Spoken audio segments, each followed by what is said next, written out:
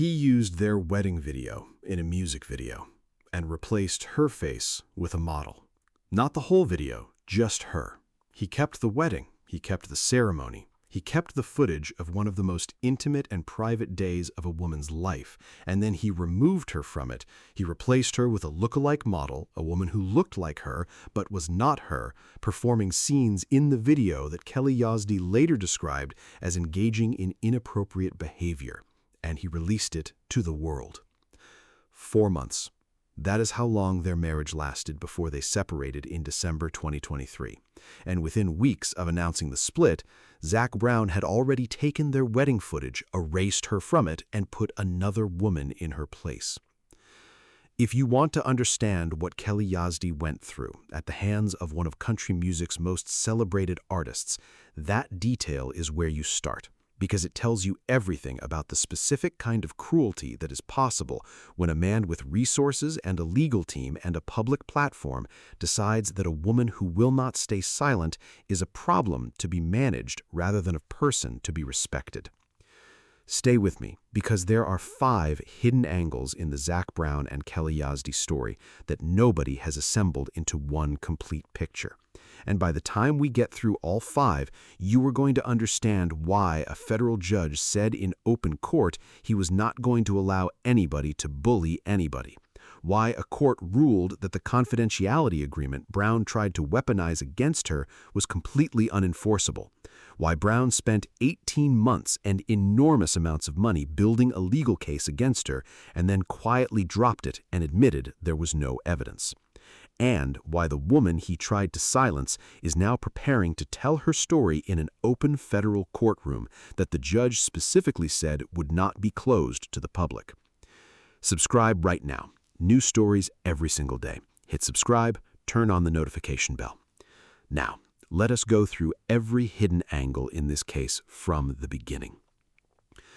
Zac Brown is one of the most commercially successful country artists of the last 2 decades. The Zac Brown Band has sold more than 30 million albums.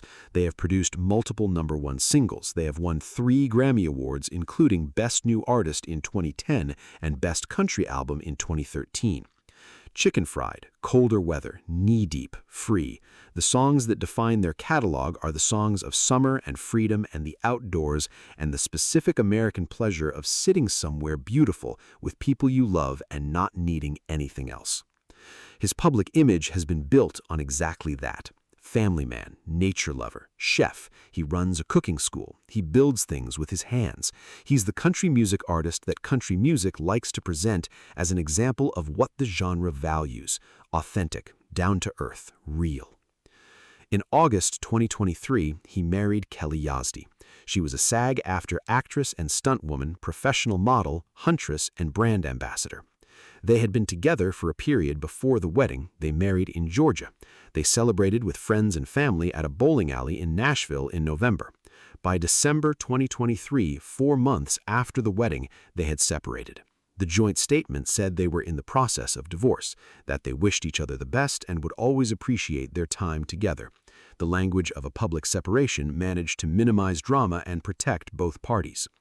And then, everything that the joint statement was trying to minimize exploded into public view. The first hidden angle is the NDA, and here's why it matters more than any other element of this story. During the divorce proceedings in early 2024, Zac Brown's legal team presented Kelly Yazdi with a marital NDA, a non-disclosure agreement, presented to her during the divorce, requiring her to stay silent about the marriage, about what happened during it, and about anything she had learned or experienced as a result of being married to him. She refused to sign it. Let that sit with you for a moment. He is asking a woman he was married to for 4 months to legally commit to permanent silence about their marriage as a condition of the divorce process. Not a standard confidentiality agreement about business matters, a marital NDA. An agreement that would have prevented her from speaking publicly about her own life and her own experience. She said no.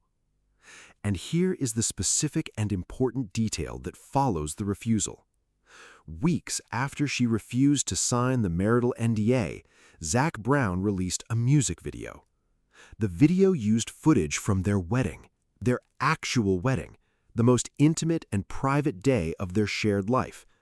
And in that footage, her face had been replaced. A model who resembled her was in the video performing scenes that she described as inappropriate. Now think about what that sequence means. She refused to sign an agreement that would have silenced her, and within weeks, he used intimate footage from their shared life in a public piece of art that erased her and replaced her with someone else, performing in ways she never agreed to be associated with. Her response generated significant attention. People who had never followed the Zac Brown story closely were now paying attention, because the wedding video detail is the kind of thing that does not require legal expertise to understand. It requires only the most basic human empathy.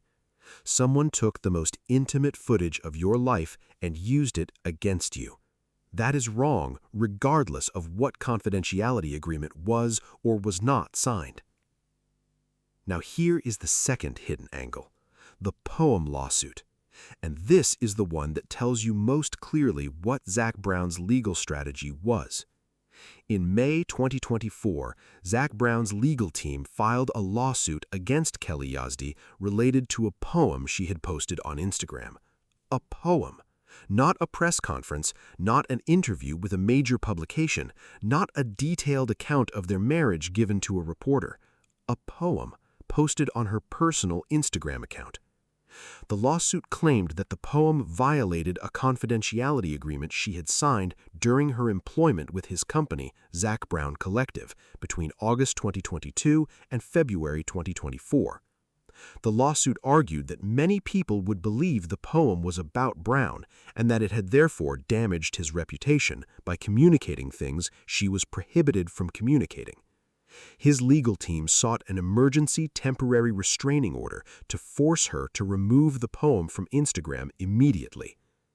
Now here is what the court did with that request. A federal judge denied it. He declined to grant the temporary restraining order. He declined to force her to take down a poem. And in the hearing at which he made that decision, the judge said something that Kelly Yazdi quoted publicly because it meant so much to her. He said he was not going to allow anybody to bully anybody. A federal judge looked at the situation in front of him, a man with Grammy Awards and 30 million album sales and a legal team and the resources to file emergency motions in federal court, and a woman who had posted a poem. And the judge said he was not going to allow anybody to bully anybody. He did not say Zac Brown was bullying her. He did not need to say it directly. The fact that he framed his ruling in those specific terms tells you what he saw when he looked at the situation in front of him. Now here is the third hidden angle, the one that changes how you understand the entire 18 months of litigation. In August 2025, a court ruled that the confidentiality agreement Zac Brown had been trying to use against Kelly Yazdi was completely unenforceable. Completely unenforceable, those are the words. Not partially unenforceable, not enforceable in some circumstances but not others, completely unenforceable.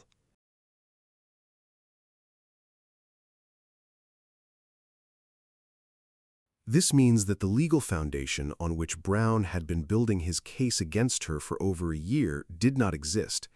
The agreement he claimed she violated by posting a poem, the agreement his legal team had argued gave him the right to silence her, the agreement on which the original lawsuit was based. A court looked at that agreement and said it was unenforceable. Now, here is the thing about that ruling that nobody is discussing directly. If the agreement was unenforceable, then everything Brown's legal team did between May 2024 and August 2025 to enforce it was built on nothing. The lawsuit, the emergency temporary restraining order that was denied, the corporate espionage lawsuit that followed, the discovery process that Kelly Yazdi described as very long and very expensive.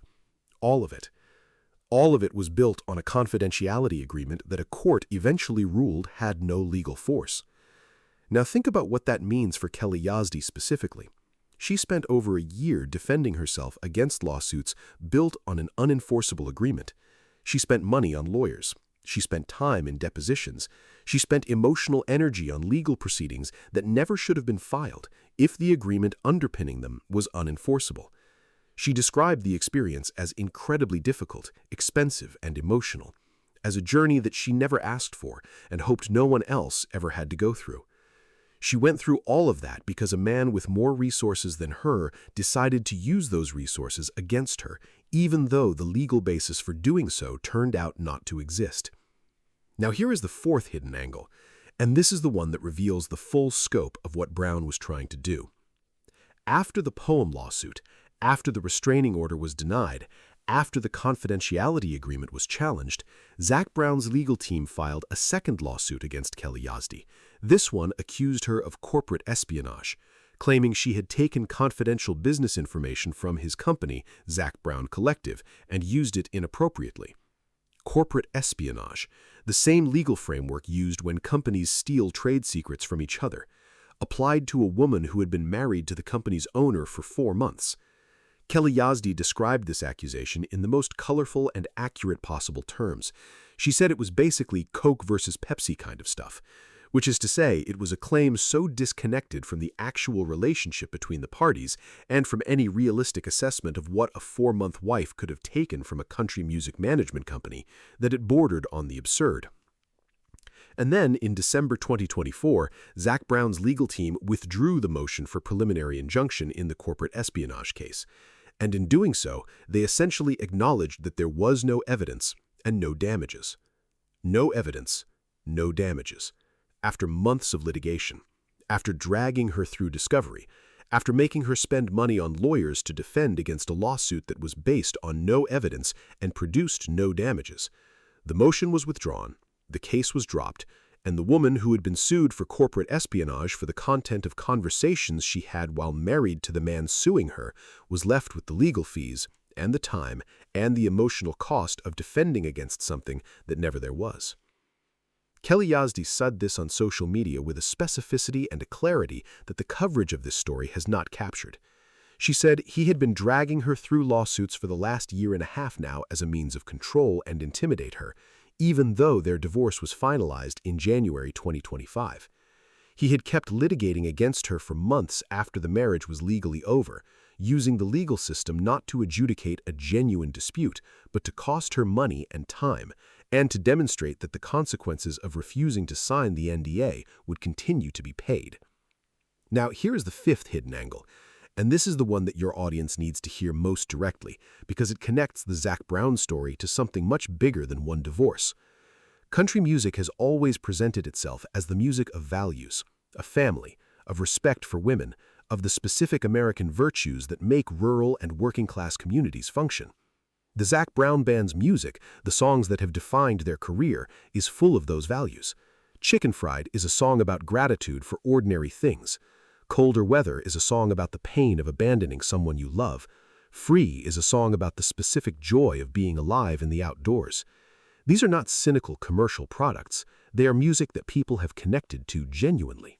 And the man who made that music spent 18 months using a legal system that ordinary people cannot afford to access against a woman who refused to be silenced about what happened in her marriage.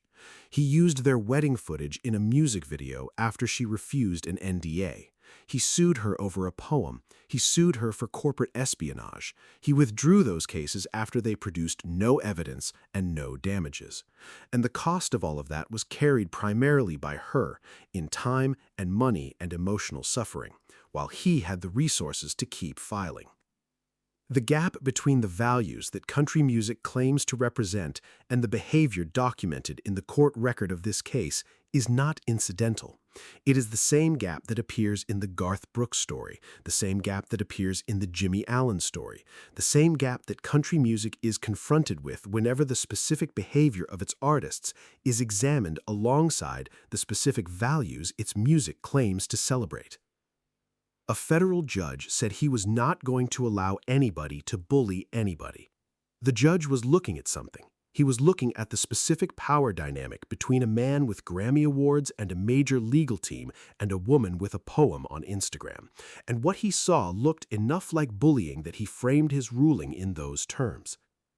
That framing matters. because it says something specific about how the legal system, when it is working correctly, reads the situation that Kelly Yazdi found herself in, not as a legal dispute between two parties with equal standing, as a situation in which someone with significantly more power was attempting to use that power to silence someone with significantly less. Now let us talk about what happened after all the cases were dropped or ruled against Brown, because the story does not end with the legal victories. After the court ruled the confidentiality agreement unenforceable, after the corporate espionage motion was withdrawn, after the judge denied the restraining order and said he was not going to allow bullying, Kelly Yazdi went back to Instagram. She posted more than a dozen photos on Instagram disparaging Zac Brown's new relationship. She called it a repeat of theirs. She asked him publicly to drop the remaining lawsuit. She was not staying quiet anymore. The woman who had been fighting for over a year to have the right to speak was using that right as loudly and as publicly as she could. And in July 2025, a jury trial date was set. September 15, 2025, at the U.S. District Courthouse in Atlanta, Georgia. The trial that Kelly Yazdi had been waiting for, the trial that she said would give her the opportunity to prove that what she learned during her personal relationship with Zac Brown could not be silenced. And the judge said it would be an open proceeding. The courtroom would not be closed. The public would be able to attend. An open courtroom in a case involving one of country music's most decorated artists and the woman he married for 4 months and then sued for a year and a half. What Kelly Yazdi says in that courtroom will be said in public, on the record, without the protection of sealed proceedings. Everything she said she learned during her personal relationship with Zac Brown will be said where anyone can hear it. That is the specific and significant thing that all his legal maneuvering failed to prevent. She refused the NDA. She survived the poem lawsuit. She survived the corporate espionage lawsuit. The confidentiality agreement was ruled unenforceable. And now she gets her day in court, in public, telling everything she knows. Now, here's the dimension of this story that goes beyond Kelly Yazdi specifically, and it is the one that matters most for understanding what country music is and is not in 2026. When a celebrity uses NDAs in divorce proceedings, they are doing something that is legal, but that has become increasingly controversial as more and more cases like this one have become public. The NDA in divorce is a mechanism that allows the more powerful party, almost always the more financially powerful party, to purchase the silence of the less powerful party as a condition of the financial settlement they need. Sign this and you will get the money. Do not sign it and the process will be difficult and expensive. Kelly Yazdi refused, and the process was difficult and expensive, exactly as the refusal of an NDA in a celebrity divorce almost always produces exactly that result, regardless of the specific facts of the case. The reason the refusal led to 18 months of litigation against her is not because her poem violated a valid confidentiality agreement. The court said the agreement was unenforceable. The reason is that the litigation itself was the punishment for the refusal. Every lawsuit is expensive to defend. Every deposition costs time and money. Every court appearance is emotionally draining. Every hearing is a reminder that someone with more resources than you is willing to use those resources to make your life difficult as long as you refuse to be quiet. That is what the legal system as a tool of harassment looks like from the inside. And Kelly Yazdi described it from the inside with a clarity that makes it impossible to misunderstand. She said it has been an incredibly difficult, expensive, and emotional journey that she never asked for. She said she hoped no one else ever had to go through it. And she said she had to stand up for herself and for anyone who had ever felt controlled or silenced by someone with more power and resources. For anyone who had ever felt controlled or silenced. She was not just speaking for herself. She was speaking for every person who had ever been in a situation where the only thing preventing them from telling their truth was the cost of fighting someone who could afford to make that cost as high as possible. Now let us talk about the music, because the music matters here specifically and in ways that the coverage of this story has not addressed. Colder Weather is one of the Zac Brown Band's most beloved songs. It is a ballad about a man who keeps leaving a woman he loves because he cannot stay still, about the specific pain of someone who chooses the road over the relationship and who understands in the song's final moment that this choice has a cost. The song is an acknowledgement of a kind of failure, not a defense of it, an acknowledgement. The audience that has loved that song has loved it partly because it reads as honest, as a man admitting something about himself that is not flattering, that he cannot stay, that he keeps leaving, that the woman deserved more than he gave her. In the context of the Kelly Yazdi story, Colder Weather acquires a new and specific irony. The man who sang about leaving, about the specific damage that leaving does, married a woman for 4 months and then not only left, but used their wedding footage in a music video after removing her from it. He did not just leave, he erased her from the record of their being together and replaced her with someone else performing in ways she found disgusting. The gap between the emotional honesty of Colder Weather and the documented behavior in the court record of the Yazdi divorce is not a small gap. It is the same kind of gap that country music keeps producing between what its artists sing and what the court records show they do. And it is a gap that the genre has not yet found a way to address directly. Now, here is where the story stands in August of 2026. The jury trial was set for September 15, 2025 in Atlanta. The results of that trial have not been fully and publicly established in every detail, but what is confirmed is that Zac Brown won a lawsuit against Kelly Yazdi, with the court forcing her to return confidential information she had taken. At the same time, the major pieces of his legal campaign against her, the poem lawsuit, the corporate espionage injunction motion, the attempt to enforce the unenforceable confidentiality agreement, all of those were either withdrawn or ruled against him. The net result of 18 months of litigation is a complex picture. He won some, she won some. The confidentiality agreement he tried to use against her was ruled unenforceable. The espionage motion was withdrawn after producing no evidence.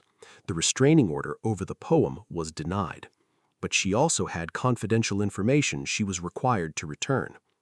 And throughout it all, the woman who refused to sign the NDA kept speaking.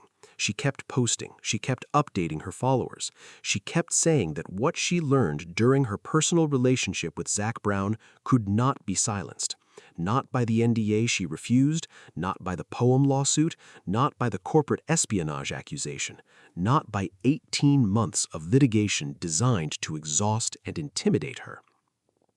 Whether you find Zac Brown sympathetic or not in this dispute, whether you believe Kelly Yazdi's characterization of the relationship or his, the documented facts of the legal proceedings tell a specific story. A man with Grammy Awards and significant resources married a woman for 4 months, split with her, tried to purchase her silence with an NDA she refused, used their wedding footage in a music video after removing her from it, sued her over a poem, sued her for corporate espionage, withdrew the espionage case after finding no evidence, had his confidentiality agreement ruled unenforceable, and was told by a federal judge that he was not going to allow anyone to bully anyone. Those are the documented facts, in court records that are public, in statements that both parties have made publicly, in rulings that federal judges have issued. And none of it has been assembled into a complete picture anywhere on YouTube until now. This channel is here for every development in this story as it continues. Subscribe right now, turn on the notification bell, and tell me in the comments what you think. Did Zac Brown use his resources to bully a woman who refused to be silenced? Does the wedding video replacement change how you hear songs like Colder Weather? And do you think the 18 months of litigation after she refused the NDA was about genuine legal grievances or about making the cost of speaking high enough that most people would have stopped talking? Drop everything below. I read every single comment. Everyone. And I will see you tomorrow.